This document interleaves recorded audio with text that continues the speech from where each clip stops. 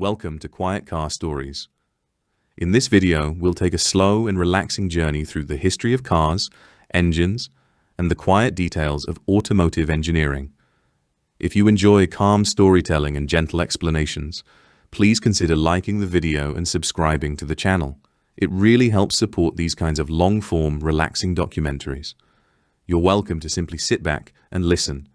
Whether you're here to learn something new, unwind after a long day, or even drift off to sleep, these stories are made to be enjoyed quietly at your own pace. So find a comfortable position, settle in, and let the sound of the story carry you. Let's begin. There are some ideas in engineering that feel different from the moment they are introduced. Not necessarily better, not immediately more successful, but distinct. They do not follow the established path. They do not build directly on what came before. Instead, they begin from a different starting point and attempt to solve familiar problems in unfamiliar ways. The rotary engine is one of those ideas. For much of automotive history, engines have followed a predictable pattern. Pistons move up and down inside cylinders. Valves open and close. Combustion occurs in a controlled sequence. It is a system that over time has been refined to a remarkable degree. But it is also a system defined by repetition, reciprocating motion, parts moving back and forth, accelerating, decelerating, reversing direction, again and again. The rotary engine offered something else, a different kind of motion, smooth, continuous, rotational. It promised simplicity, compactness, and a new way of thinking about internal combustion. For a time, it seemed as though it might reshape the future of the automobile. But as with many ideas that begin differently, its path would not be straightforward. To understand that path, it helps to return to its origins. In the early 20th century, engineers were already exploring alternatives to the conventional piston engine. Among them was a German engineer named Felix Wankel. Wankel did not follow a traditional academic route. Much of his work was independent, driven by curiosity and persistence. He became interested in the idea of an engine that did not rely on reciprocating motion, an engine where all moving parts rotated in one direction. This concept, while not entirely new, had not yet been successfully realized. Wankel believed it could be. His design was based on a triangular rotor, housed within an oval-shaped chamber. As the rotor turned, it created separate chambers within the housing. Each chamber would go through the stages of the combustion cycle: intake, compression, combustion, exhaust. But instead of these stages occurring in separate cylinders, they occurred within a continuous rotating motion. There were no pistons moving up and down, no complex valve train, fewer moving parts. The design was elegant in its simplicity, at least in theory. Developing a working rotary engine, however, proved difficult. Sealing the edges of the rotor, maintaining compression, managing heat, all presented challenges. These were not trivial problems. They required new materials, new manufacturing techniques, and careful refinement. In the 1950s, Wankel began working with the German company NSU. Together, they developed one of the first functioning rotary engines. By the early 1960s, NSU introduced the NSU Spider, one of the first production cars powered by a rotary engine. It was a small, lightweight vehicle, and it demonstrated that the concept could work in a real-world application. Shortly after, NSU introduced the Ro 80, a more advanced rotary-powered car. It featured innovative design and technology, but it also revealed some of the challenges that the rotary engine faced: engine wear, sealing issues, reliability concerns. These problems did not go unnoticed, and for some manufacturers they were enough to discourage further development, but not for all. Among the companies that took a strong interest in rotary engines was Mazda. Mazda saw potential in the design, not just as an alternative, but as a defining feature, something that could set their vehicles apart. Throughout the 1960s and 1970s, Mazda invested heavily in rotary engine development. They worked to address the challenges, improving sealing materials, refining combustion, enhancing durability. Their efforts led to a series of rotary-powered cars, including the Mazda Cosmo, and later the RX series. The RX-7, introduced in 1978, became one of the most well-known rotary-powered vehicles. It combined lightweight design with a compact, high-revving engine. The rotary engine allowed for a lower center of gravity, a more balanced chassis, and a unique driving character, smooth, responsive, and capable of high engine speeds. For many enthusiasts, this was part of the appeal. The engine felt different. It did not produce power in the same way as a piston engine. It revved freely, it delivered a distinct sound, and it offered a driving experience that was not easily replicated. At the same time, the rotary engine offered certain practical advantages. Its compact size made it easier to package within a vehicle. It had fewer moving parts, and in theory, it could operate smoothly with less vibration. Yet, alongside these advantages, the challenges remained. Fuel efficiency was one of the most significant. Rotary engines, due to their design, tended to consume more fuel than comparable piston engines. The shape of the combustion chamber was less efficient, heat losses were greater, and combustion was not always as complete. Emissions also became a concern. As regulations began to tighten, meeting these requirements became more difficult. The rotary engine, while innovative, struggled to align with these changing standards. Durability, too, remained an issue. Although improvements were made, the apex seals, components responsible for maintaining compression, continued to wear over time. This affected engine longevity and required careful maintenance. For some drivers, these limitations were acceptable. They were part of the trade-off. For others, they were less appealing. As the automotive industry moved into the late 20th and early 21st centuries, the broader context began to change. Efficiency became more important. Emissions regulations became stricter. Consumer expectations shifted. Engines were expected to be not only powerful, but also economical, reliable, and environmentally compliant. In this environment, the rotary engine faced increasing challenges. Mazda continued to develop the technology, introducing the RX-8 in the early 2000s, powered by the Renesis rotary engine. This represented one of the most advanced iterations of the design. It addressed some of the earlier issues, improved emissions performance, better reliability, but even with these improvements, the fundamental limitations remained. Fuel consumption was still higher than comparable piston engines. Meeting emission standards required additional engineering complexity, and as regulations continued to tighten, the gap became more difficult to close. In 2012, Mazda ended production of the RX-8. With it, the rotary engine quietly stepped away from mainstream automotive use. Not abruptly, not dramatically, but gradually, much like its rise. The rotary engine did not fail because it lacked innovation. In many ways, it was ahead of its time. It offered a different way of thinking, a different approach to solving familiar problems. But it existed within a system that continued to evolve. And as that system changed, the conditions that once allowed the rotary engine to thrive became more limited. Today, the rotary engine remains part of automotive history, and, in some cases, part of ongoing development. Mazda has continued to explore its use in new roles, such as range extenders for electric vehicles. In this context, the rotary engine's compact size and smooth operation offer certain advantages, but its role is no longer central, no longer widespread. It has become something more specialized, more selective. If we look back across its history, the pattern becomes clear. The rotary engine was not simply an alternative to the piston engine. It was a different idea entirely, an attempt to rethink the fundamentals of internal combustion. For a time, it succeeded. It found its place. It created vehicles that were distinctive, memorable, and unique.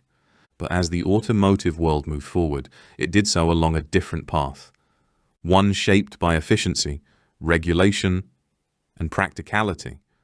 And within that path, the rotary engine became less aligned.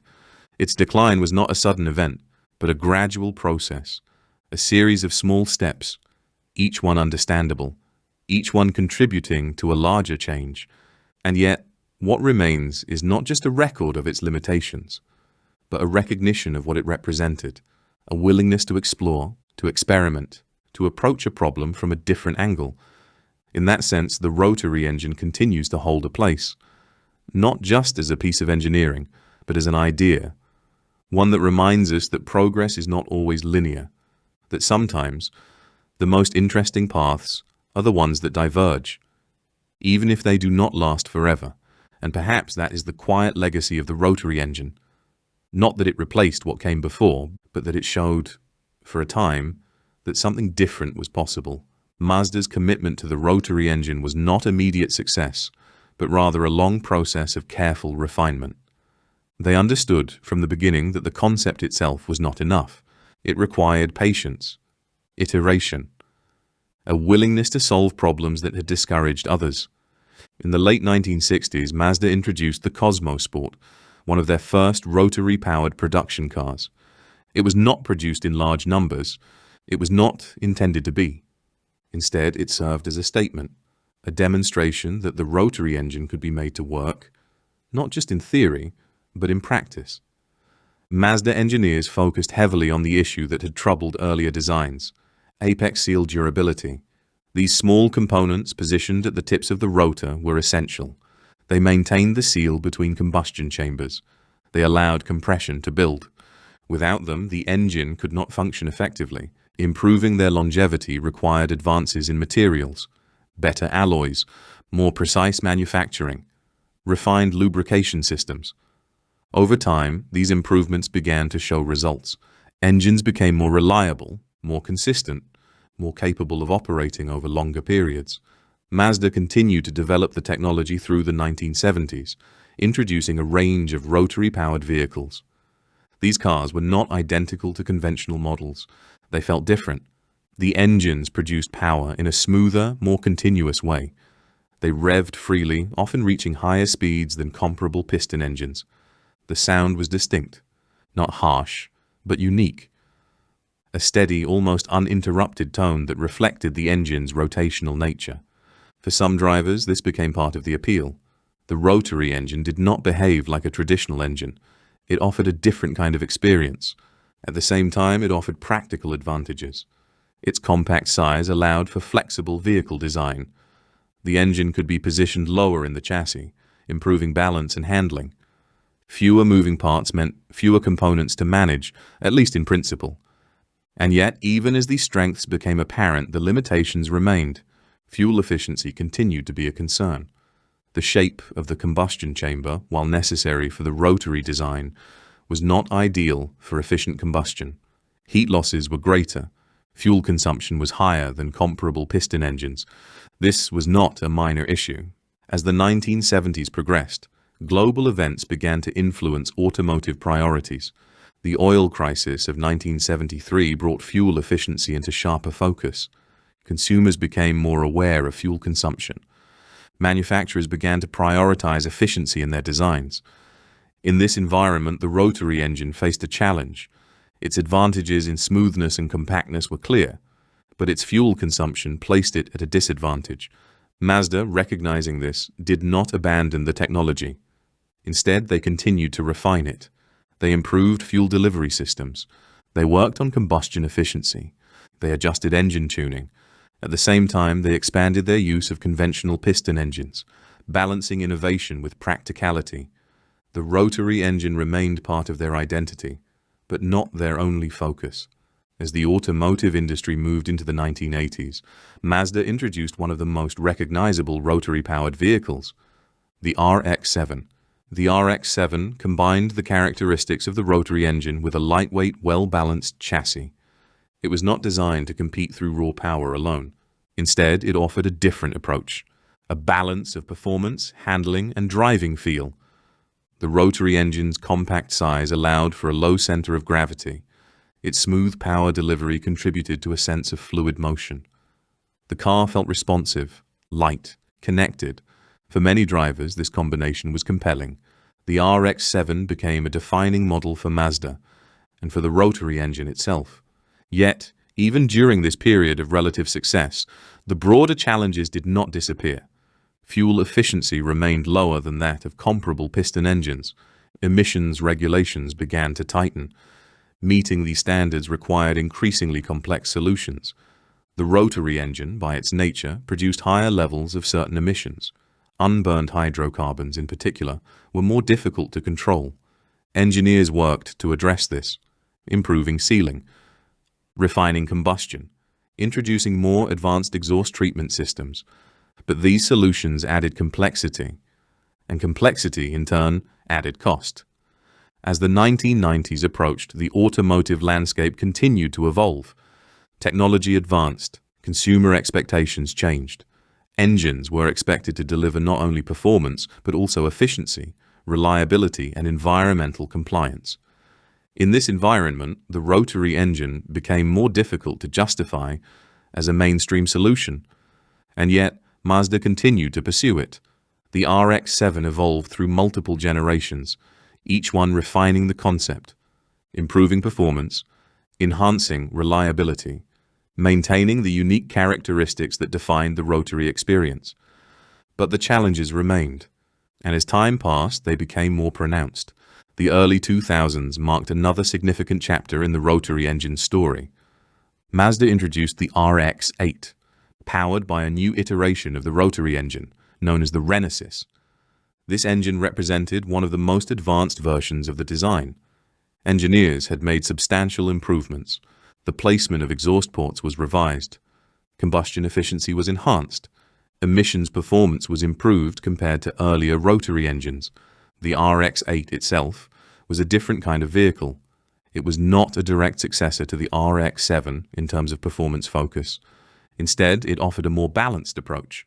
4 doors, usable rear seats, a blend of practicality and driving experience. At the heart of it remained the rotary engine. Smooth, high-revving, distinct. For a time it seemed that the rotary engine had found a new place, adapted to modern requirements, refined for a changing world. But even with these advancements, the underlying challenges could not be entirely resolved. Fuel consumption remained relatively high. Meeting emission standards required ongoing development. And as regulations became stricter, the margin for adaptation became smaller. In 2012, Mazda ended production of the RX-8. With it, the rotary engine stepped away from mainstream automotive use. There was no single announcement that marked its end as a dominant technology. No abrupt conclusion. Instead, there was a quiet absence, a gradual recognition that the rotary engine, while innovative, no longer aligned with the direction of the industry. In the years that followed, the automotive world continued to change. Electrification began to emerge as a central focus. Hybrid systems, fully electric vehicles, new approaches to power and propulsion. In this context, the role of internal combustion engines itself began to shift. And within that shift, the place of the rotary engine became even more limited. Yet, even here, the story does not end completely. Mazda has continued to explore the rotary engine in new roles, not as a primary source of propulsion, but as a supporting system, a range extender for electric vehicles.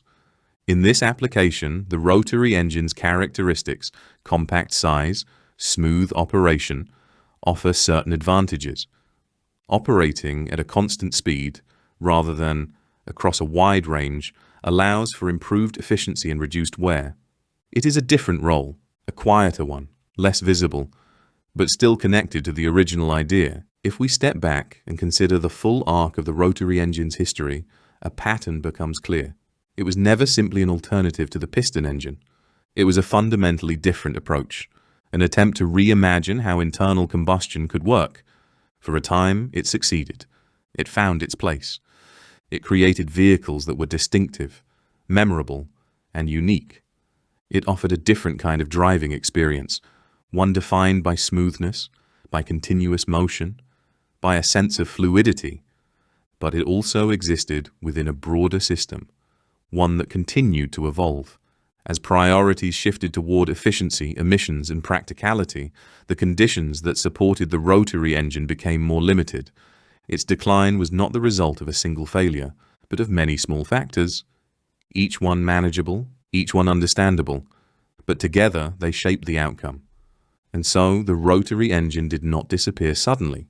It receded, gradually, quietly, leaving behind a legacy that is not defined solely by its limitations, but by what it represented, a willingness to explore, to challenge established ideas, to approach a familiar problem from a different direction.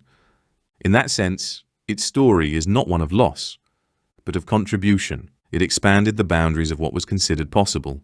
It demonstrated that alternative approaches could exist, even if they did not become dominant. And perhaps that is the most fitting way to understand it, not as a technology that replaced others, but as one that stood alongside them, for a time, offering a different perspective, a different rhythm, a different way of thinking. And now, as the automotive world continues to move forward toward new forms of propulsion, new priorities, new ideas, the rotary engine remains as a quiet reminder of a moment when something different was not only imagined, but brought to life, and for a time allowed to turn.